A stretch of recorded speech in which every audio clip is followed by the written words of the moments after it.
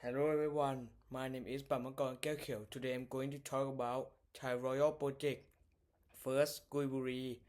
Guiburi refers to Guiburi National Park, a large protected area in Thailand known as a prime location for viewing wild Asian elephants and other wildlife in their natural habitat.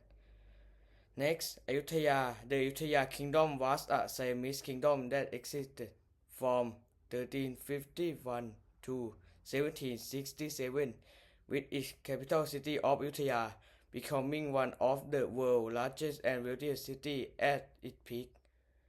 Next, Mueang Sing.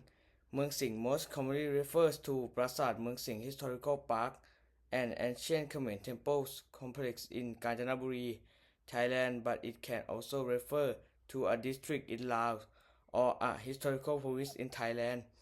That's all for today. I hope you will enjoy this presentation. Thank you for listening.